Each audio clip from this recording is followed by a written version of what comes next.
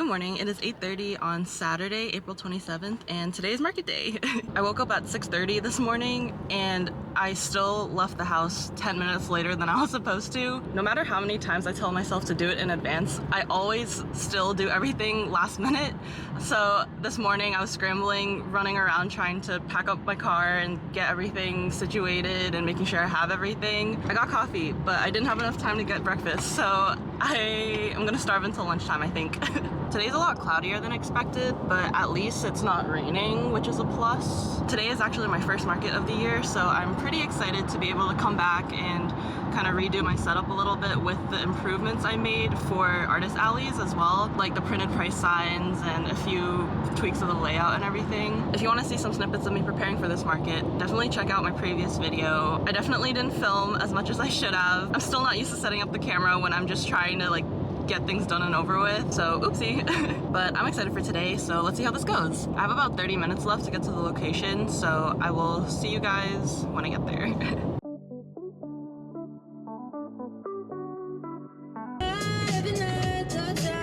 We are here. I just checked in and I got my spot, so it's time to unpack and get everything set up. I'll have everything set up and priced in a sec. Oh, I'm sorry. No worries. I didn't mean to be like... No. I just want to make sure you're able to see everything after. Yeah, no worries.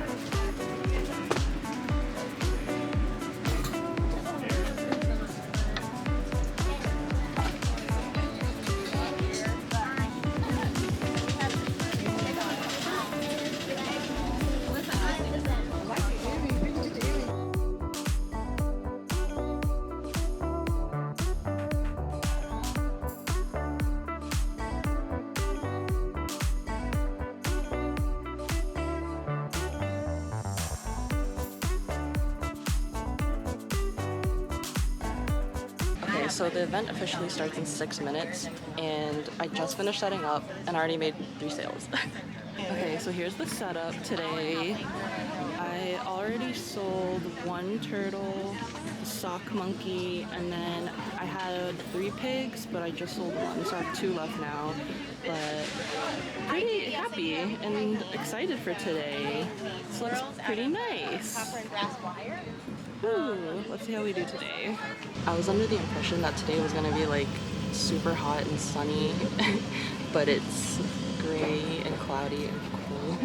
So I'm freezing right now. It was supposed to be like 80. Right now it's 67 and it's so cold. So there's a few other crocheters here, which isn't a bad thing per se. I feel like my style and the type of products I offer is unique enough where it gives me that kind of competitive edge. But I do have some other thoughts that I will share later, because if you're like involved in the crochet community and if you're involved in the crochet community or go to markets in general, you've probably noticed an increase in crochet booths.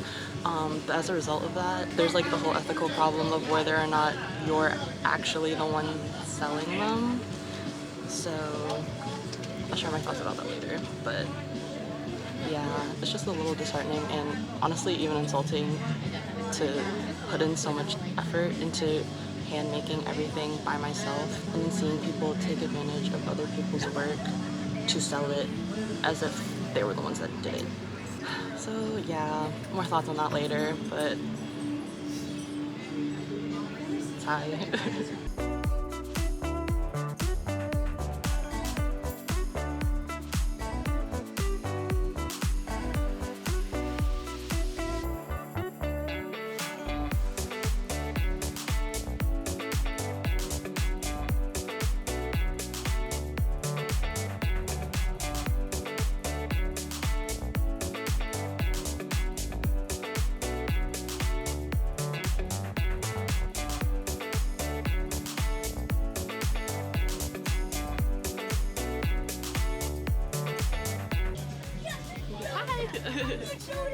These are so pretty too. Thank you. I'm just so impressed by all of the That turtle. Hold these, please. Can I get one? No, we're not getting one, but mommy's gonna buy one for the next person I know that has a baby. Turtle for you? Okay. Thank you. Mama, can I get one? Nope. All right. And will that be with a cashier card? A card, please. Okay. Mama, there's one. How much is Second, it will be 25 plus tax. Okay, I can just Venmo you actually. Is that better? Either or works. I have a card reader. But Yeah. like, you get charged. But I will get charged for both, so it's okay. Yeah. Anything aside from cash, there'll be fees and everything taken out, but no worries. Let me get that set up for you real quick. All right. So after tax, it'll just be 27 even, and I believe it should be pulling up for you soon. All Tap. Pokemon. It's amazing. Should work. Tap? Yeah. There you go. Yeah, it's crazy. Would you like a small bag at all for the turtle? Oh, yeah. Yeah. And should be able to fit in there. Thank you. Yeah, no problem. Thank you. It's currently almost 1:30. It's getting a little warmer, but it's still kind of cold. The sun keeps peeking out here and there, so maybe it'll get warmer. Overall, I feel like it's kind of slow. Maybe it's just been a while for me, but it feels relatively slow. Like it could definitely be a bit better. But we'll see. We still got 2.5 more hours, so much time. We officially have less than 1 hour before the market is over. I have thoughts that I'll share when I get home. Overall, it's not the worst market I've done, but it's pretty low on the list of profitable events.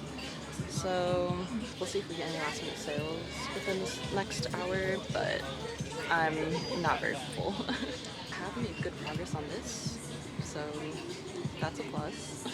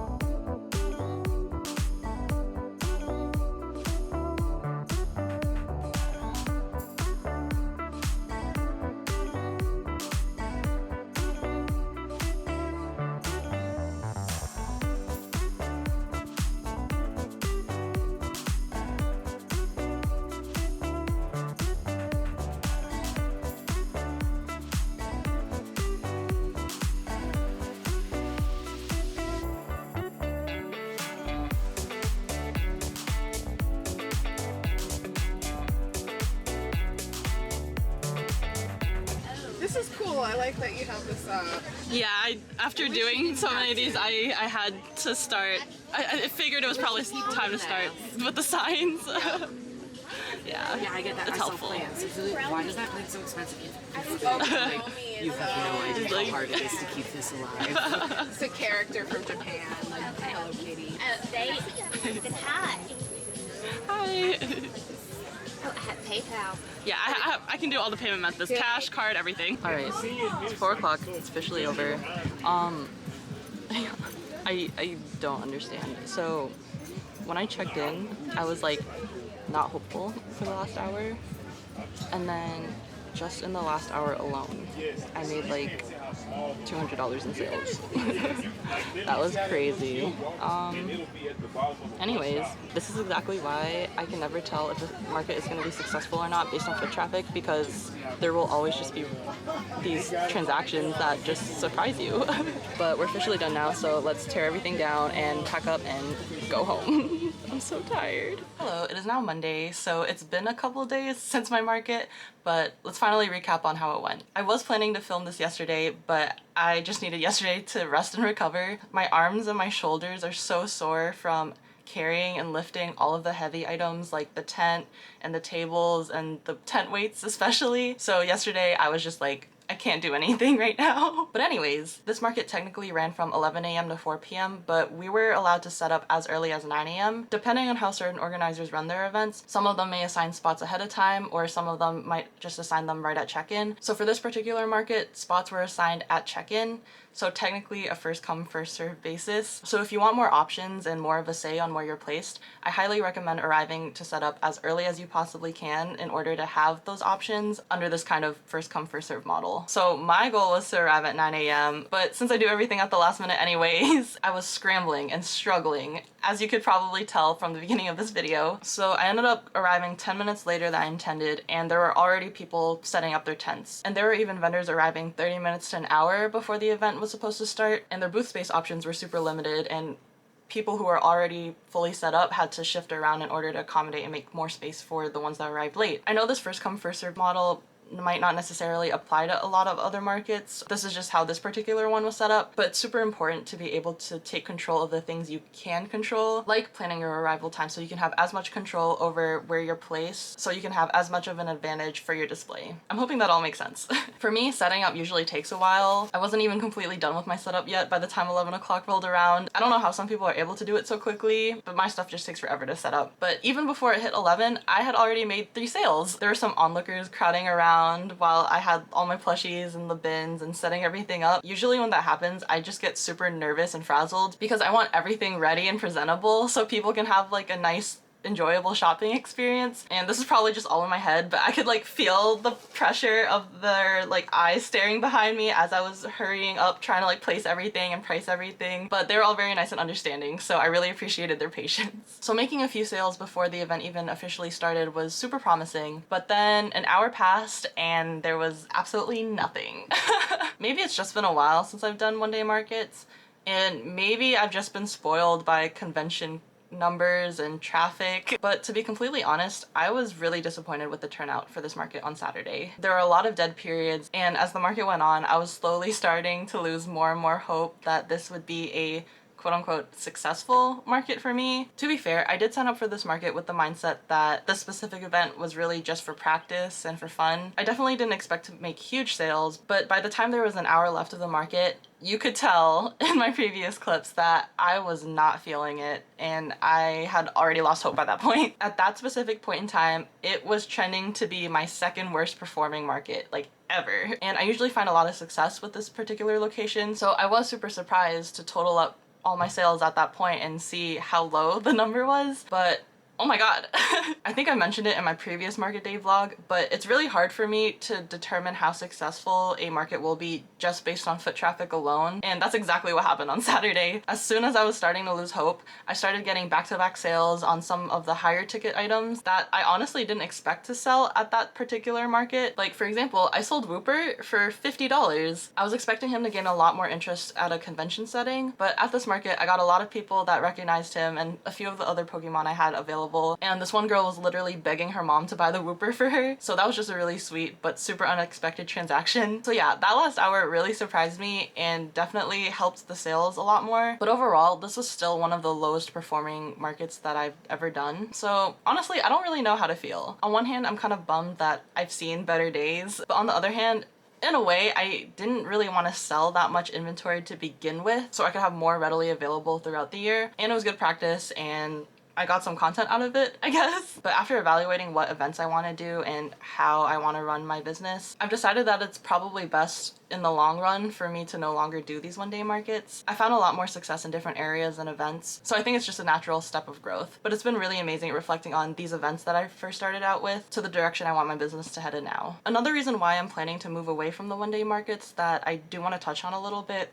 is the undeniable fact that crochet is reviving in popularity and in turn is becoming trendy in a way that it used to not be. When I first learned how to crochet back in elementary school, I almost felt ashamed of knowing the skill. I felt like I had to hide it because it was seen as like a grandma hobby in a way. Like, it didn't seem cool at the time, you know? And I feel like only in recent years, maybe because of COVID and people started becoming more inspired and creative, that crochet became a lot more popular and a lot more common in everyday life now. And I view this in two ways, right? On one hand, I'm really happy that it's inspiring a lot of people to pick it up and start it. Ever since I started Melagurumi, I've had a lot of friends reach out to me about crochet advice, so it's just been really nice being able to talk about it with them. And it's been amazing seeing all of these crochet booths at in-person events where people really do appreciate the craft of handmade work. But with the other side of it, you now have people who are taking advantage of the fact that crochet is trendy and popular, and they in turn are drop shipping crocheted products from unethically sourced places